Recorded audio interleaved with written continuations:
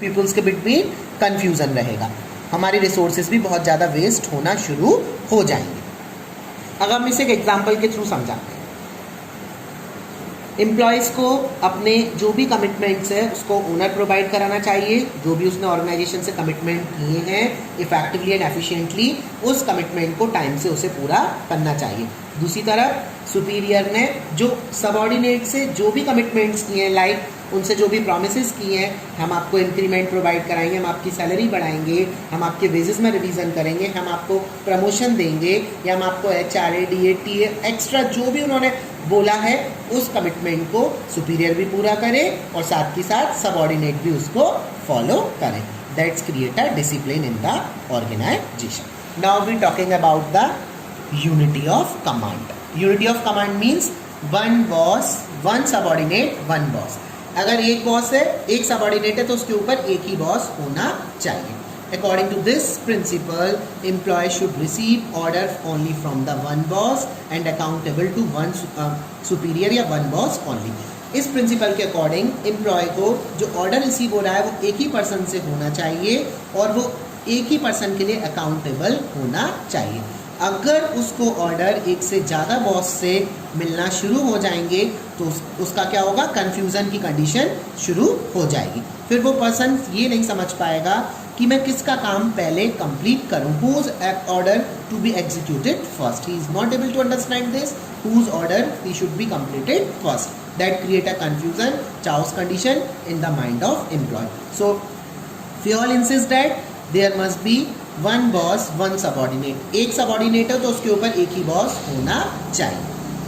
For example, हम example के through इसको समझाते हैं। एक एम्प्लॉय प्रोडक्शन डिपार्टमेंट में है, उसको ये बोला जा रहा है, प्रोडक्शन डिपार्टमेंट के लोगों को ये बोला जा रहा है कि आप धीमे प्रोडक्शन करिए और अपना जो क्वालिटी स्टैंडर्ड है उसको आप बेटर कीजिए। वहीं सेल्स डिपार्टमेंट का इंचार्ज आता है, वो एम्प्लॉयज़ को आके बोलता है प्रोडक्शन तेज कीजिए क्योंकि हमें अपने पेंडिंग ऑर्डर को टाइम से पूरा करना है। इस सिचुएशन में क्या होगा कि जो भी एम्प्लॉयज़ हैं उनके माइंड में कन्फ्यूज़न क्रिएट हो जाएगा। दो बॉस से ऑर्डर मिल रहा है, भाई प्रोडक्शन डिपार्टमेंट का हेड है वो तो ये बोल रहा है कि आप क्वालिटी को मेंटेन कीजिए और अपना जो टाइम है ऑर्डर को स्लो आप बनाइए जिससे क्वालिटी आपकी स्टैंडर्ड मेंटेन रहे। पर जो सेल्स इंचार्ज है वो आके क्या कह रहा है कि आपको जल्दी ऑर्डर कंप्लीट करके देने हैं क्योंकि हमारे पेंडिंग ऑर्डर बहुत ज़्यादा है। तो भाई इससे क्या होगा, कन्फ्यूजन क्रिएट होगा। It's create a confusion condition in the mind of employ. So we all insist that there should be one superior at one subordinate. एक सबऑर्डिनेट एक ही सुपीरियर हो, उनको एक ही पर्सन से ऑर्डर रिसीव हो जिससे उनके अंदर कोई भी कन्फ्यूजन की कंडीशन क्रिएट ना हो। अब इसके पॉजिटिव इफेक्ट क्या होंगे, there is no confusion create in the mind of subordinate. Subordinate के माइंड में कोई भी कन्फ्यूजन क्रिएट नहीं होगा। There is no ego clashes between the superior, superior के बिटवीन भी ईगो क्लैशेस नहीं होगा। फॉर एग्जाम्पल सेल्स डिपार्टमेंट का आपने बात मान ली, प्रोडक्शन डिपार्टमेंट की बात नहीं मानी तो ईगो क्लैशेस स्टार्ट हो जाएंगे कि मेरा काम पहले कर दिया, मेरा काम कंप्लीट नहीं किया, और इससे हमारी एफिशिएंसी लेवल भी इम्प्रूव होता है। यूनिटी ऑफ कमांड से क्या क्रिएट होगा, जब हम एक पर्सन, हमें एक बॉस से हमें ऑर्डर मिलेगा तो हमारी एफिशिएंसी लेवल भी बढ़ता चला जाएगा। Now we are talking about the consequences. The first thing is this, confusion in the mind of subordinate. Subordinate के माइंड में बहुत ज़्यादा कन्फ्यूजन क्रिएट होगा if you get order from more than one boss. एक से ज़्यादा boss से order मिलेगा तो उसको कन्फ्यूजन क्रिएट होगा। Number 2, ego clashes between different superior. Ego clashes होंगे डिफरेंट सुपीरियर्स के बिटवीन कि मेरा काम पूरा किया, उसका पूरा नहीं किया, उसको ज़्यादा फुटेज दी, मेरे उसको ज़्यादा कम लेस फुटेज दी। That's create a problem between the superior also. And difficulty to maintain discipline in the organisation. So you are now fail to maintain the discipline in the organisation at any cost. आप वहाँ पर organisation में discipline maintain नहीं कर पाएंगे। Next, subordinate escape from the his responsibility. अब subordinate अपनी responsibility पूरा करने से बचेगा, भाई उसको प्रॉब्लम क्रिएट होना शुरू हो जाएगी।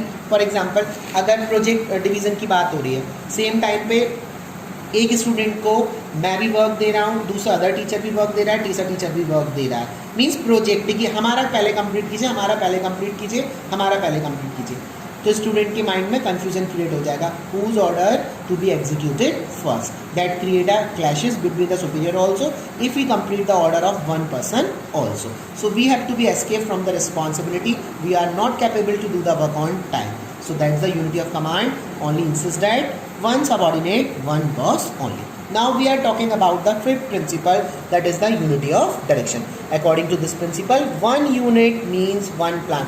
In a factory or in a company, there are so many departments to be organized. We have to be divide the work according to the departmental activity. So there should be one unit, one plan. If their production department are there, there should be one plan also. That is the effort of all the member and the employee of organization must be directed toward the one direction for the achievement of common goal. पर उनका main motive क्या होता है? सभी को अपने अपने department के गोल को तो पूरा करना है, पर ऑर्गेनाइजेशन के कॉमन गोल को सबसे ज़्यादा उनको ध्यान में रखना है, जिससे सारे डिपार्टमेंट में क्या होगा? कोऑर्डिनेशन की कंडीशन क्रिएट होगी. तो ये किसके ऊपर ध्यान देता है? One unit means one plan. एक यूनिट के पास अपना एक प्लान है, फिर भी वो ऑर्गेनाइजेशन के गोल को ध्यान में रखते हुए अपने प्लान को कंप्लीट कर रहे हैं. Sales department, production department, marketing department. Sales department अपना टारगेट पूरा कर रहा है, उससे प्रोडक्शन डिपार्टमेंट को लॉस हो रहा है या मार्केटिंग डिपार्टमेंट को लॉस हो रहा है, तो सेल्स डिपार्टमेंट ऐसा काम नहीं करेगा. अपना खुद का प्लान पे वर्क करेगा, पर साथ के साथ उसे बाकी डिपार्टमेंट के साथ भी कोऑर्डिनेशन क्रिएट करनी पड़ेगी. क्यों? क्योंकि उसको ऑर्गेनाइजेशन के गोल को टाइम से कंप्लीट करना है. Now we are talking about the true example. If an organization is producing different line of product, अगर एक organization different line of product को produce कर रहा है, like he is producing cosmetic, medicines, confectionery items too. Each product had its own market and its own business environment. Her product का अपना अलग market होगा, अपना अलग उसमें environment create कर रखा होगा. Each division must plan its target and every employee of that division must be put efforts toward the achievement of plan of their division under the direction of one head only. No account should the working different department overlap. तो यहाँ पे जो भी person काम कर रहे होंगे वो अपने डिपार्टमेंट के प्लान को ध्यान में रखकर करेंगे, जिससे एक दूसरे डिपार्टमेंट पर ओवरलैपिंग ना हो, पर उनको ऑर्गेनाइजेशन के टोटल गोल को अचीव करना है. कॉमन गोल के लिए वो वर्क करेंगे, पर अपने यूनिट का भी प्लान वो टाइम से कंप्लीट करेंगे. तो ई वन यूनिट है one plan. That is the part of unity of direction. Now we are talking about the positive effect, achievement of organisation goal. इससे क्या होगा? हम ऑर्गेनाइजेशन के गोल को टाइम से अचीव करेंगे. Second thing is this, efforts of all employ get unified toward one direction only. अब भले ही वो अलग अलग डिपार्टमेंट के लोग होंगे, पर वो ऑर्गेनाइजेशन के गोल को कंप्लीट करने के लिए ही वर्क करेंगे. फॉर एग्जांपल सॉरी, अगर प्रोडक्शन डिपार्टमेंट को 5 पार्ट में डिवाइड किया गया, उन 5 पार्ट के अपने अलग अलग प्लान है, पांचों पार्ट अलग होंगे, पांचों के अपने अलग अलग प्लान है, पर उनका कॉमन गोल क्या होगा? प्रोडक्शन डिपार्टमेंट के गोल को कंप्लीट करना. That is one unit one plan. अब इसके नेगेटिव कॉन्सिक्वेंसेस क्या होंगे? Lack of coordination. अगर ये प्रिंसिपल अप्लाई नहीं किया जाएगा तो कोऑर्डिनेशन क्रिएट नहीं होगा. और second thing is this, we are getting difficulty in achieving the organisation goal. हमको वहाँ पे बहुत डिफिकल्टी होगी, हम ऑर्गेनाइजेशन के गोल को टाइम से अचीव नहीं कर पाएंगे.